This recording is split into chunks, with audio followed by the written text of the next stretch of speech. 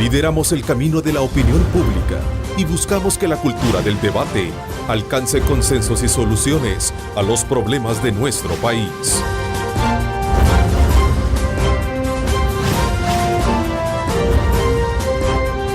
Diálogo con Ernesto López. ¿Qué tal? Buenos días, El Salvador. ¿Cómo están? Qué placer saludarles. Como siempre, nos da ese gusto, ese placer de poder ingresar hasta la intimidad de sus hogares, agradeciendo a Dios Todopoderoso por darnos ese privilegio. Gracias por estar en sintonía de Cadena Megavisión, canales 15, 19 y 21, enlazados por la mañana, para llevarles a ustedes una cobertura completa y una muy buena programación. Así es que desde ya, gracias por estar con nosotros esta mañana. Un saludo muy especial a todas las mujeres en este día, que desde luego siempre tienen ese ahínco de poderle poner esa energía y esa vitalidad al quehacer del desarrollo de nuestro país. Así que un saludo muy especial también a todos nuestros buenos amigos que nos sintonizan en los Estados Unidos. Gracias por estar en sintonía de nuestra programación. Ayer tuvimos la oportunidad de citar un ejemplo de cómo la administración pública, si no cuenta con un verdadero rol, fíjese usted, fiscalizador, tiende a ser un eslabón frágil en la cadena de indicadores que afectan la imagen de la vida institucional del país. Y para el caso nos referimos a los gastos dentro del Tribunal Supremo Electoral, que se suma a otras emblemáticas denuncias como las donaciones de países cooperantes como China, Taiwán, con el caso del expresidente Francisco Flores, los gastos en la Asamblea Legislativa, entre otros quizás no menos importantes. Hoy precisamente hemos citado a un selecto grupo de personas para medir el papel funcional del ente contralor del país y ver los alcances que tiene una vez puesta en marcha una verdadera política de austeridad en la administración pública. Un tema muy importante, desde luego, que nos pone en perspectiva y para formularnos la siguiente pregunta. ¿Por qué la fiscalización de la administración pública llega tarde? Esta es una pregunta que sin duda alguna es bien importante tenerla presente cuando vamos a hacer un estudio de esta naturaleza. ¿Por qué la fiscalización de la administración pública llega tarde? Y para ponernos en contexto sobre la discusión que vamos a tener y precisamente sobre estos hallazgos, vamos a ponernos en contacto con nuestra compañera de labores, Lorena Melara, para que nos exponga algunas posturas sobre este importante tema que vamos a tener esta mañana. Lorena, buenos días. Gracias por estar con nosotros como Ernesto, siempre. buenos días. Como ya lo planteabas, la necesidad de sanear las instituciones públicas no es un tema nuevo, sobre todo cuando se involucran partidos políticos y se ponen en juego diferentes intereses. Veamos las opiniones al respecto. Sentar precedentes que garanticen la transparencia en instituciones como el Tribunal Supremo Electoral pasa por reconocer a aquellos que le hacen bien y los que se deben alejar de sus cargos. Hay que valorar la administración, la gestión, porque Eugenio Chicas tuvo la habilidad de ser muy concertador, de lograr incluso, en el caso de las áreas fundamentales de la administración electoral, de llevarla a un nivel en que el tribunal dio un salto de calidad y se posicionó a nivel internacional como una buena administración electoral. Es necesario que, quizás como una primicia para todo el gobierno de la República, el Tribunal Supremo Electoral se sanee y que todos los magistrados en una cuestión de transparencia deben estar de acuerdo. El análisis coincide en que ninguna gestión debe estar exenta a la labor fiscalizadora de la Corte de Cuentas, sin colores partidarios de por medio. La próxima semana voy a presentar mi declaración a probidad, la de salida, que es una obligación legal que tenemos 60 días como máximo para presentarla y la voy a publicar. Yo quisiera ver publicada la de Paco Flores, por ejemplo. O sea, desde que qué fondos tenía cuando salió, llegó a la presidencia de la República y qué es lo que Paco Flores tiene ahora. Así todos los funcionarios deberíamos de hacer lo mismo. Hay que señalar que la gestión del Tribunal Supremo Electoral durante estos 5 años pasados fue del partido FMLN y han habido despilfarros, han habido, todo lo que se criticó en el pasado, todo lo que se criticó en el pasado. Hay que irnos más atrás, o sea, no solo poner el dedo en esta administración, sino que en las anteriores que obviamente tienen su parte en la construcción de esta estructura y de este despilfarro. Las auditorías son piezas claves. La pregunta es si llegan en el momento adecuado. Prevenir que los fondos del Estado sean mal utilizados es un reto para este país. De lo contrario, seguiremos lamentando pérdidas millonarias como el caso Reza, donde no hubo ni reparación ni construcción de nuevos hospitales. Con esto vuelvo contigo, Ernesto, para el análisis. Adelante. Muchas gracias, Lorena, por ponernos en perspectiva del tema que esta mañana, sin duda alguna, vamos a tener con nuestros invitados. Creo yo que aquí no se trata de señalar únicamente partidos políticos o qué o cuál administración. El punto que debería interesarnos, consideramos, es que hay como una institucionalización de la corrupción. Entonces, ¿cómo se debe trabajar para lograr que el país pueda avanzar? La Corte de Cuentas necesita un proceso de modernización, de actualización que permita separar el control cotidiano, que es el que te podría dar las luces de que en este momento se está produciendo alguna anomalía, porque no necesariamente digo es corrupción, ¿no? O sea, de mal uso de los recursos públicos. Cae en la sospecha, puede caer un método mal de administración. Exactamente, un mal procedimiento de la LACAP, un mal procedimiento en asignación del presupuesto, todo lo que hemos criticado, por ejemplo, de un uso que uno no paga impuestos para pagar fiestas de Navidad, ¿no? O sea, paga impuestos para tener servicios públicos, no para brindar regalos, ¿no? Sí. Estamos hablando de conductas de seres humanos. Eso, en primer lugar, no lo podemos perder de vista jamás. En segundo lugar, estamos hablando de la conducta de seres humanos que en nuestro país han llegado a cargos de gran importancia, de gran relevancia en nuestra sociedad. ¿Por qué la fiscalización de la administración pública llega tarde? ¿Funciona la ley? ¿Funciona el arte de administrar? Esa es la gran pregunta. Por eso hacía yo la decepción incluso con relación a las autoridades actuales, porque acaban de llegar. Hay que ver bajo qué, digamos... Es que acabemos de llegar o no acabemos de llegar a una institución, a un empleo, donde sea. Cuando usted ya cuando ha recibido una formación sólida en valores, en principios, cuando usted ha tenido una formación, un hogar ejemplarizante, una conducta de funcionarios públicos ejemplarizante. Usted cita el comportamiento al tema de educación. Esa conducta tan criticada hasta el extremo de llegar al acoso, en nuestra opinión, a los diputados, ese abuso en los gastos, pero si eso es una conducta generalizada y esa falta de transparencia, por ejemplo, las ONGs. ¿Usted cree que en las ONGs no hay turismo?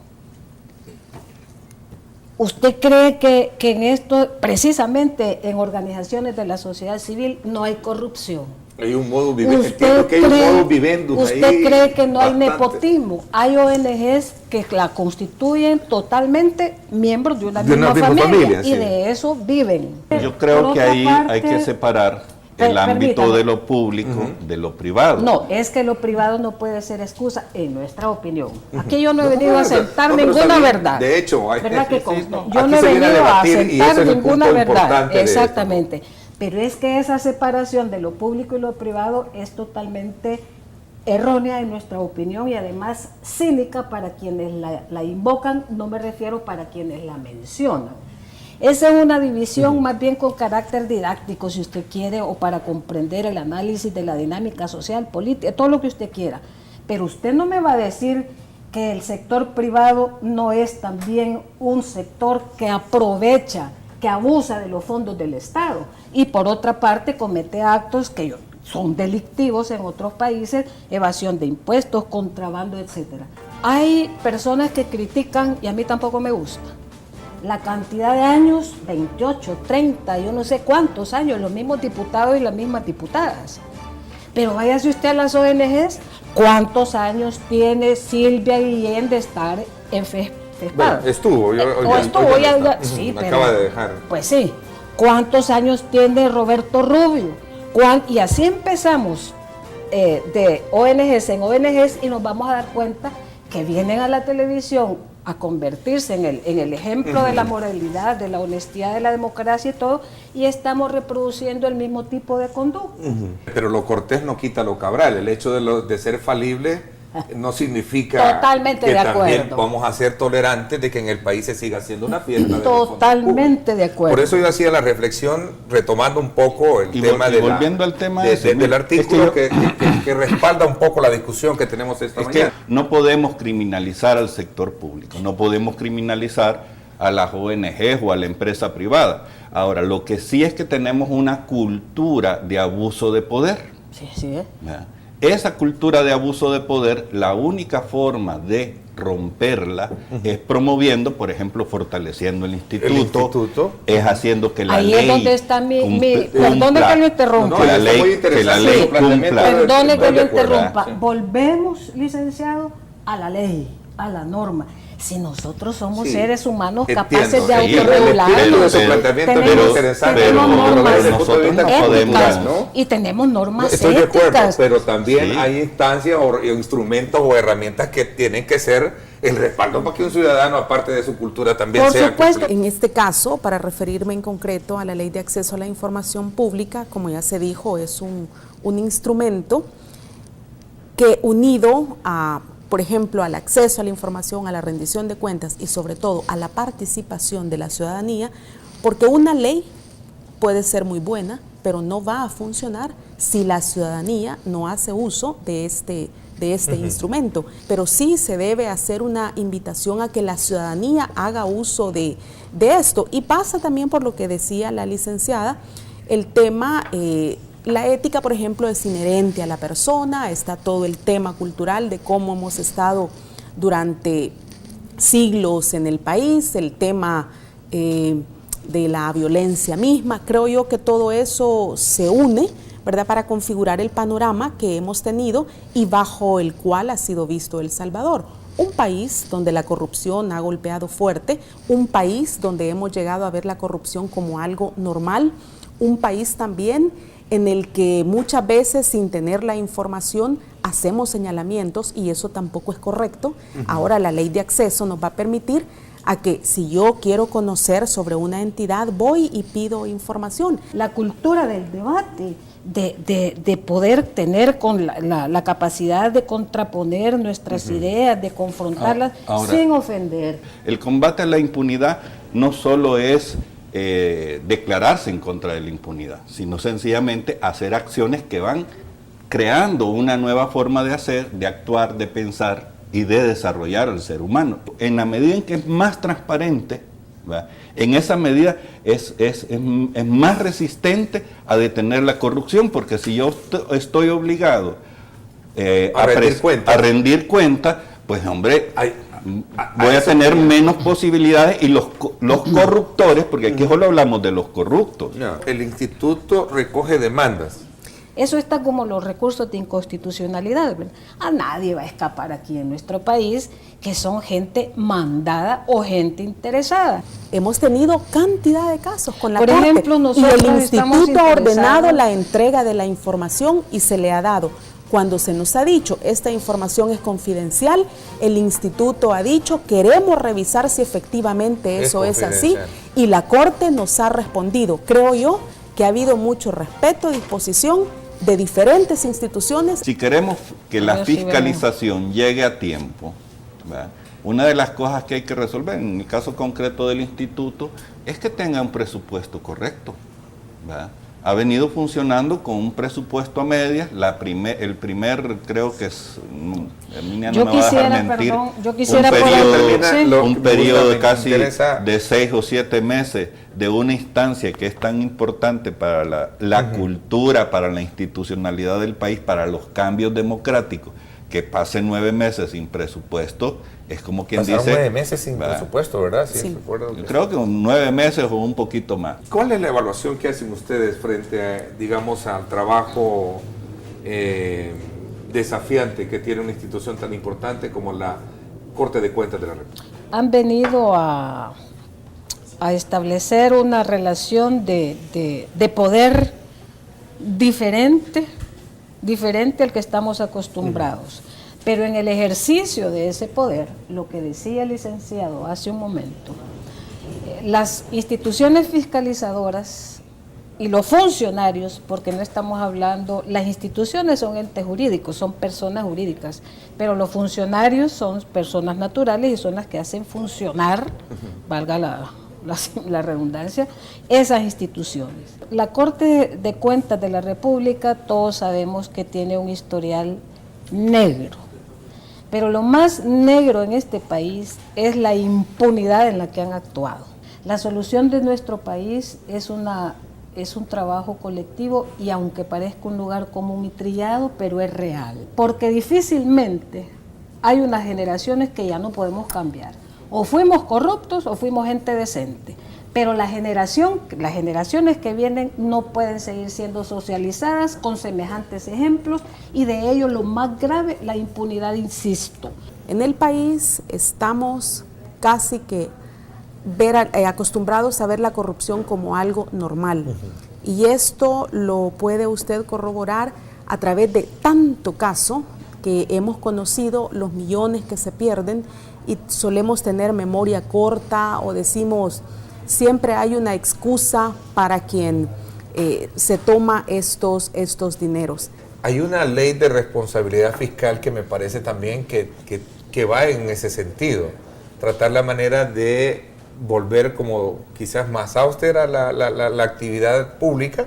Claro. Y por otro lado también, digamos, evitar el mal gasto de lo que hemos conocido y lo que estamos hablando ahora en el fondo. Ahora las instituciones se lo van a pensar 2 veces para derrochar dinero en fiestas, en compra de regalos. No todos los salvadoreños estamos acostumbrados a ver la corrupción como normal. Y la evidencia es obvia, la contradicción. Eso es cotidiano, aquí eso no me obliga a mí a aceptarlo. No, yo no lo veo como normal, por eso he insistido. Pero es una realidad que está ahí. Esa es otra cosa. Nosotros en este país necesitamos una revolución, no armada, ¿verdad? Ya venimos de una. Necesitamos una revolución cultural, necesitamos una revolución ética y una revolución espiritual. Quitar esa prescripción de caducidad de los delitos de corrupción. Perfecto. Aquí a los 10 años, vos te puedes salvar dentro de 10 años, mi hermano. ¿Va? No, ese es un delito de atentado contra la cosa pública, o sea, y no puede prescribir. Por mi parte, esto es todo por hoy, 10:30 de la noche, el reprise de este programa, no se lo pierda por Canal 21, pásenla bien y como siempre recuerden lo más importante, amar a Dios sobre todas las cosas. Lideramos el camino de la opinión pública y buscamos que la cultura del debate alcance consensos y soluciones a los problemas de nuestro país.